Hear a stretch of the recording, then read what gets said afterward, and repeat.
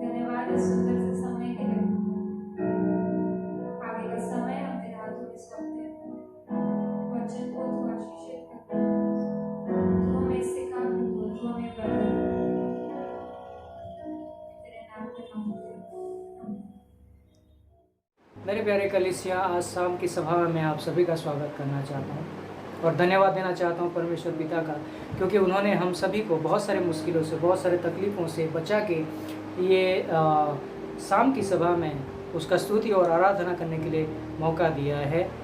और धन्यवाद देना चाहता हूँ एंजल का, उन्होंने बहुत ही खूबसूरत तरीके से स्तुति और आराधना के जरिए हमको अगुवाई किया है। तो मैं परमेश्वर का धन्यवाद देना चाहता हूँ, क्योंकि उन्होंने मुझे और एक बार ये मौका दिया कि मैं उनका जो वचन है वो वचन से कुछ आप लोगों को शेयर करूँ, आप लोगों को कुछ बताऊँ। तो आज का जो मैंने वचन लिया है वो है आदत के बारे में। कैसे एक इंसान होने के नाते हम हर किसी को अच्छा आदत रहता है या फिर बुरा आदत रहता है। कभी कभी ये जो बुरे आदतें हैं हमको मुश्किलों में लेके जाता है। तो आइए हम वचन में आगे बढ़ने से पहले प्रार्थना करते हैं।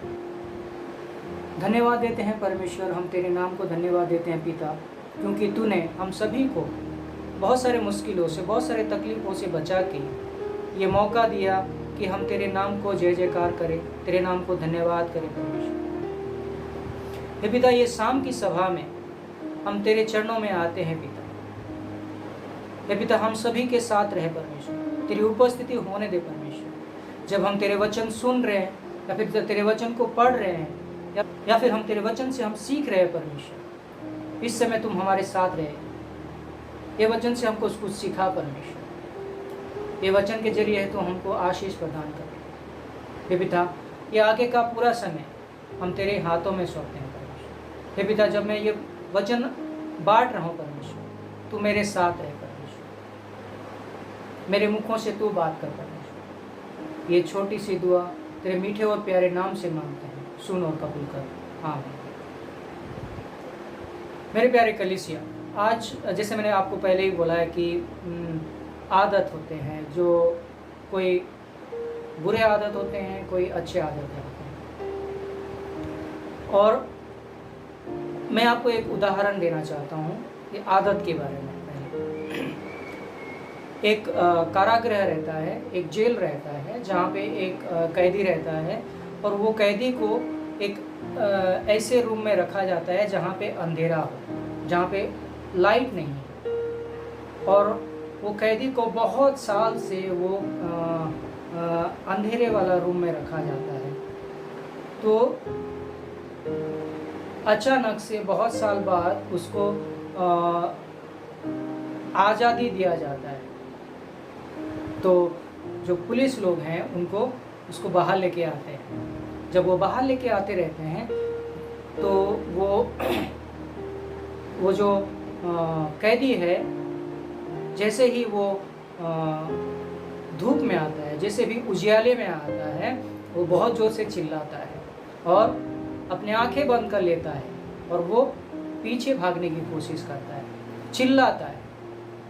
वो अपने आज़ादी के ऊपर खुश नहीं रहता है, बल्कि वो चिल्लाता है और बोलता है कि मुझे अंदर लेके चलो, मुझे मेरे जो जितने दोस्त हैं वो भी अंदर मरे हैं और मेरा कोई बाहर नहीं है और मैं अंधेरे में वापस जाना चाहता हूँ, मुझे अंधेरे में लेके चलो। उसको जो आज़ादी है, जो लाइट है, उसको वो पसंद नहीं था।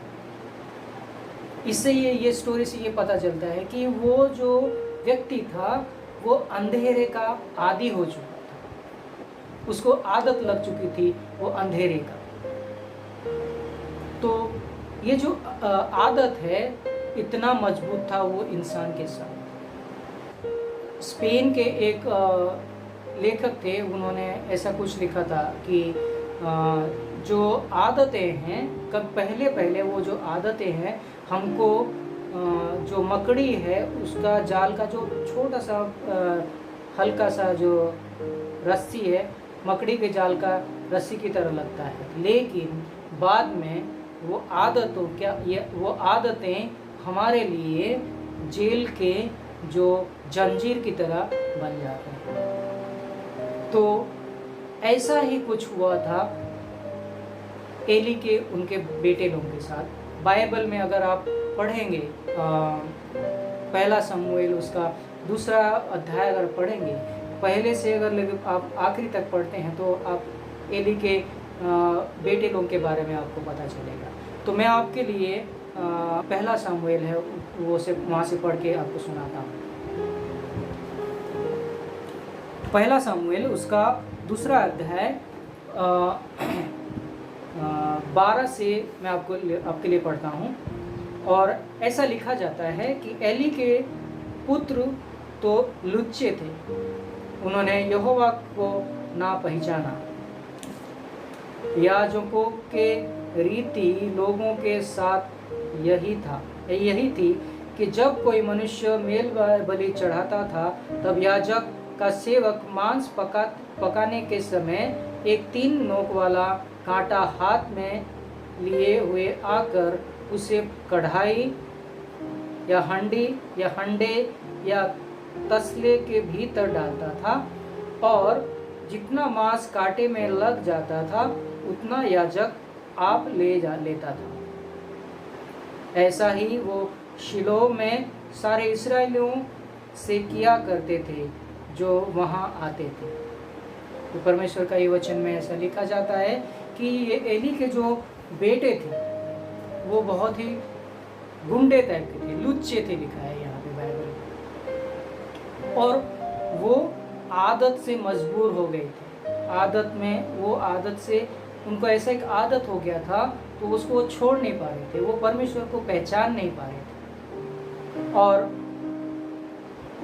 ये याजकों के बारे में अगर हम देखते हैं तो जब मूसा के समय में अगर आप लेविया व्यवस्था उसका 7वां अध्याय 35 में पढ़ेंगे तो वहाँ पे परमेश्वर ने एक हक दिया था याजकों को कि वो जो मेल बलि होता था उसमें से कितना ले सकते हैं, उनको एक हक दिया था। और ये परंपरा चलते आ रहा था। जब ये परंपरा जो याजक जो मेल बलि से लेके जाना, उनका जो हक था उसको लेके जाना, ये परंपरा था। जब ये परंपरा को वो एली के बेटे लोग उसका दुर्व्यवहार करते थे, उसका गलत व्यवहार करते थे। और आगे अगर पढ़ेंगे आगे ऐसे लिखा जाता है उसका 16-17 अगर आप पढ़ेंगे वहाँ पे ऐसे लिखा जाता है, और जब कोई उससे कहता निश्चय चर्बी अभी जलाई जाएगी तब जितना तेरा जी चाहे उतना ले लेना, तब वो कहता था नहीं अभी दे, नहीं तो मैं छीन लूँगा। इसीलिए उन जवानों का पाप यहोवा की दृष्टि में बहुत भारी हुआ, क्योंकि वे मनुष्य यहोवा की भेंट का तिरस्कार करते थे। इनका जो पाप था परमेश्वर के दृष्टि में बहुत ही भयंकर था। परमेश्वर के बात को भी सुनने के लिए तैयार नहीं थे। और जब हम आगे पढ़ते हैं ऐसे लिखा जाता है, अगर आप उसका 22वां वचन पढ़ेंगे तो वहाँ पे ऐसे लिखा जाता है कि एली तो अति बूढ़ा हो गया था और उसने सुना कि उसके पुत्र सारे इस्राएल में कैसा कैसा व्यवहार करते हैं, वरन मिलाप वाले तंबू के द्वार पर सेवा करने वाली स्त्रियों के संग कुकर्म भी करते थे। उनका जो पिताजी थे उनको पता चला कि उनके जो बेटे हैं कैसे कैसे कुकर्म कर रहे हैं, तो उन्होंने उनको मना भी किया था उनको ये सब नहीं करने के लिए। लेकिन इनका जो आँखें थे वो बंद हो चुकी थी। वो जो उनका जो पाप का जो आदत था उसने उनका आँखें को बंद कर दिया था उनके पिताजी का, और वाक्य को ध्यान करने के लिए, सुनने के लिए या फिर उनको मानने के लिए। तो वो व्यभिचार भी करने लगे, कार्य करने लगे। जो परमेश्वर के नज़र में बुरा था वैसे काम करने लगे। पूरी तरह से वो बुरी आदत का दास बन चुके थे। इसी तरह ये जो बुरी आदतें हैं हमको अपने चंगुल में फंसा लेता है। और जैसे एली के बेटे लोग उसके पिता को जो आज्ञा को वो सुन नहीं पा रहे थे, या फिर उसके जो पिता का जो वाक्य था उसको ध्यान नहीं दे पा रहे थे, उसी तरह जब हम कोई बुरी आदत में फंस जाते हैं तो हमारा जो परमेश्वर है वो जो हमको बोलता है वो हमको समझ में नहीं आता है, वो हम सुन नहीं पाते, वो ग्रहण नहीं कर पाते, और वो हम जो पाप में धंसे जाते रहते हैं, पाप में डूबते जाते रहते हैं। आगे अगर हम पढ़ेंगे तो वहाँ पे ऐसे लिखा जाता है कि परमेश्वर ने उन बेटे थे उनके साथ क्या किया उसके बारे में लिखा जाता है। अगर आप उसका दूसरा अध्याय 25वें वचन वो मैं आपके लिए पढ़ता हूँ, वहाँ पे ऐसे लिखा जाता है, यदि एक मनुष्य दूसरे मनुष्य के अपराध करे तब वो परमेश्वर उसका न्याय करेगा, परंतु यदि कोई मनुष्य यहोवा के विरुद्ध पाप करे तो उसके लिए कौन विनती करेगा।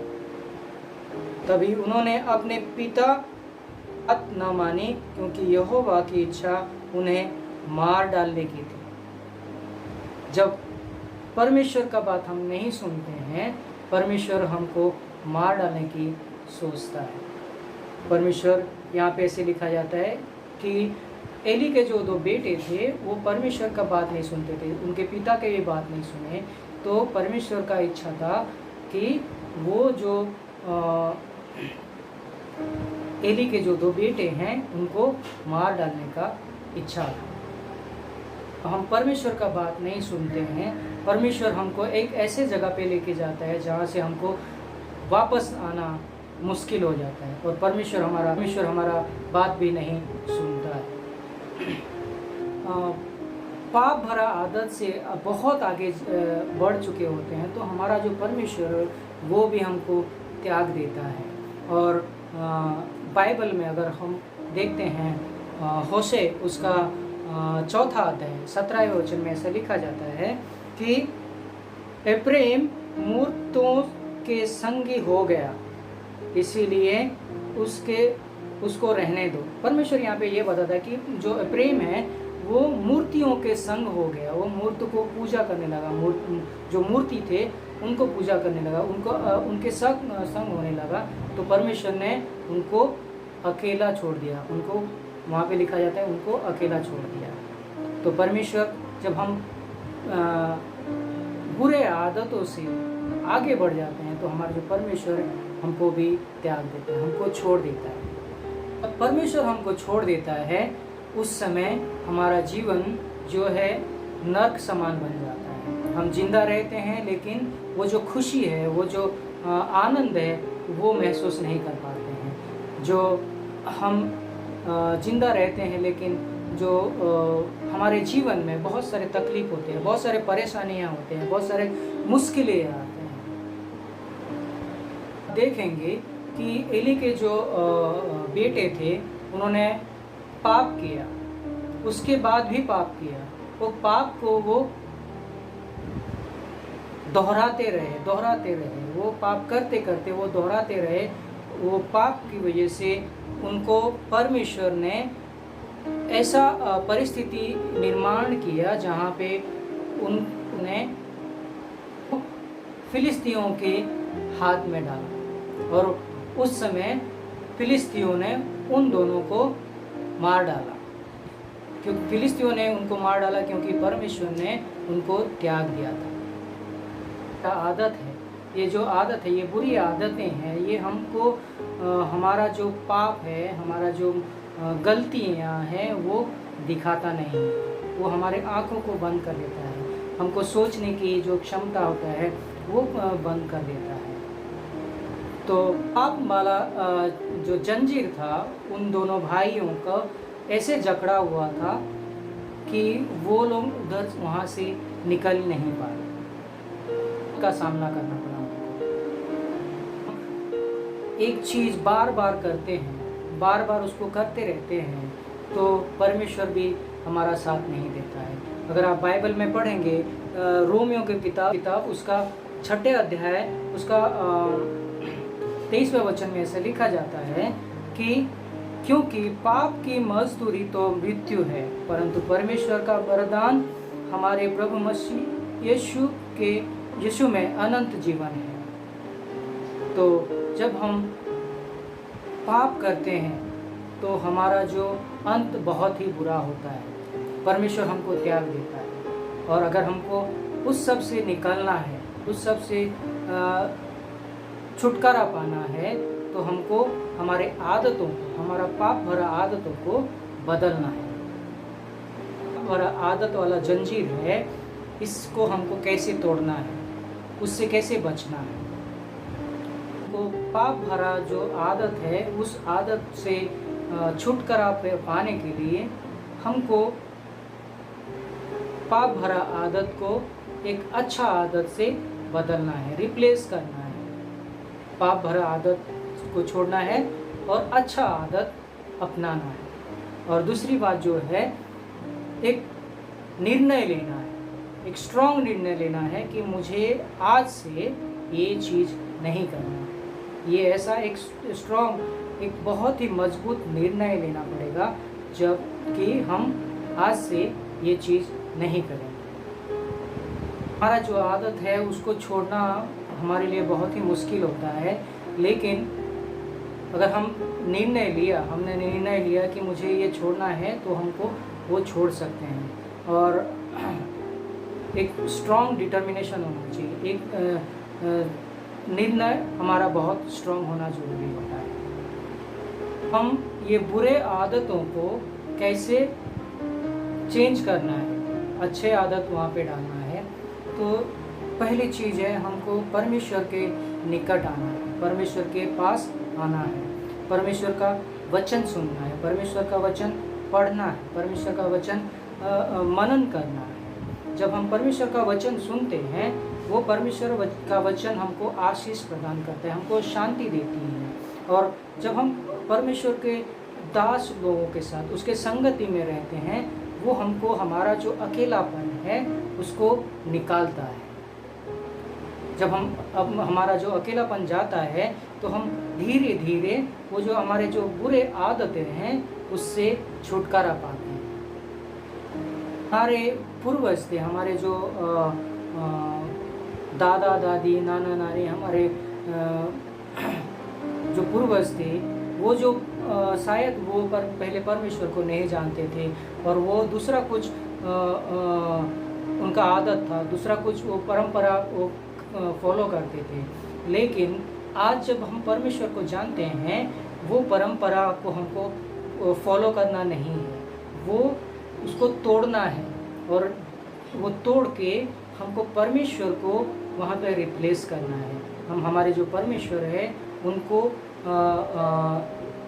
पहला स्थान देंगे, तो हमारा बुरा आदत को हम तोड़ सकते हैं।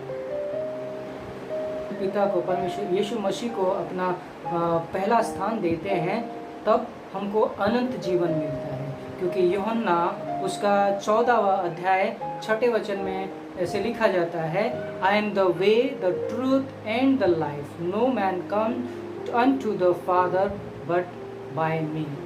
बाइबल में ऐसे लिखा जाता है कि यीशु जो मसीह जो है, वो है रास्ता है, वो सत्य है, और वो ही जीवन है। परमेश्वर यीशु मसीह जो है वो पथ है, वो सत्य है, और वो जीवन है, और उसके बिना हम परमेश्वर पिता के पास नहीं जा सकते। तो जो है वो हमको सही रास्ता दिखा सकते हैं। जब परमेश्वर ने हमको प्यार किया, तो उसने अपने एक इकलौता बेटा को इस दुनिया में भेजा, ताकि वो हमारे जो पाप को अपने कंधों पे लेके जाए। और हमारे पापों के लिए उसने अपना जान कुर्बान किया, और 3 दिन बाद वो जिंदा हो उठा, और अभी वो अपने परमेश्वर पिता के पास आज भी वो जीवित है। आज भी वो जीवित परमेश्वर यीशु मसीह को अपने जीवन में लेते हैं, वो हमको ताकत देता है, वो हमको ये जो बुरी आदतों से बाहर निकलने के लिए हमको मदद करता है। हमारा जो बुरी आदतें वाला जो जंजीर है, उसको तोड़ने के लिए हमारा जो परमेश्वर है, यीशु मसीह को अपने जीवन में ग्रहण करना पड़ेगा और उसको पहला स्थान देना पड़ेगा। तो जब हम उसको पहला स्थान देते हैं, वो हमारे बुरी आदतों को वो रिप्लेस करता है अच्छी आदतों से। और वो हमको, जब हम एक दूसरे को अपना जो बुरी आदतों के बारे में बताते हैं और एक दूसरे के लिए प्रार्थना करते हैं, तो परमेश्वर हमारा प्रार्थना सुनता है और हमको आशीष प्रदान करता है और हमको हमारे बुरी आदतों से बाहर निकालता है। अगर हम याकूब का उसका 5वां अध्याय 16 वचन आप पढ़ते हैं, तो वहाँ पे ऐसे लिखा जाता है, confess your sin to each other and pray for one another. एक दूसरे का जो पाप है वो कन्फेस करो, वो स्वीकार करो और एक दूसरे के लिए प्रार्थना करो, that you may be healed, ताकि आप लोगों को चंगाई मिले। याकूब का 5वां अध्याय 16 वचन में ऐसा लिखा जाता है।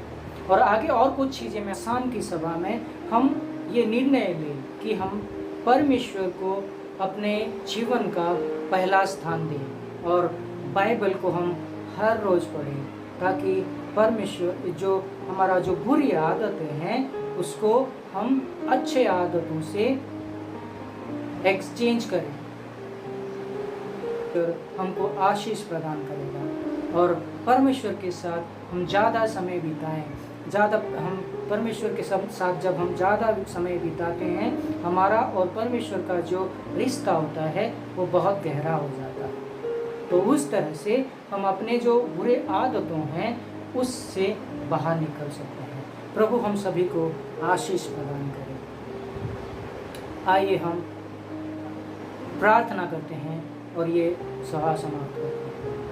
धन्यवाद देते हैं परमेश्वर, क्योंकि तूने हम सभी को एक मौका दिया कि तेरे वचन से हम कुछ सीख सके। परमेश्वर, ये परमेश्वर आज हमको तो इतना शक्ति दे परमेश्वर, ताकि जो हमारे बुरे आदतें हैं वो हमको त्याग सके परमेश्वर, वो जो जंजीर है उसको हम तोड़ सके परमेश्वर। हे परमेश्वर, आज हम तुझे अपना पहला स्थान दे सके, ऐसा होने दे परमेश्वर। हे पिता, इसी दुआ हम तेरे मीठे और प्यारे नाम से मांगते हैं, सुन और कबूल कर। आमीन।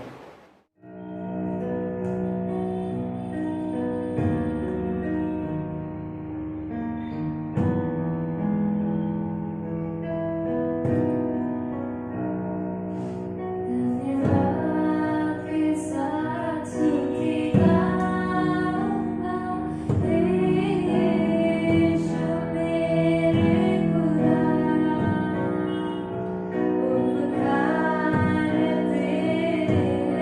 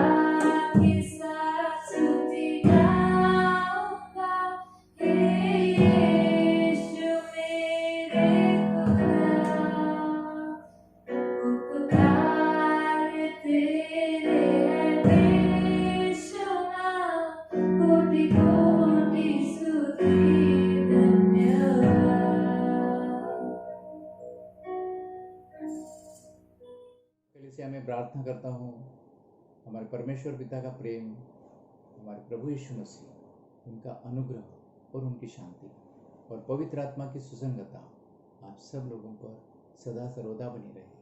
और परमेश्वर के लोग बोलेंगे आमीन।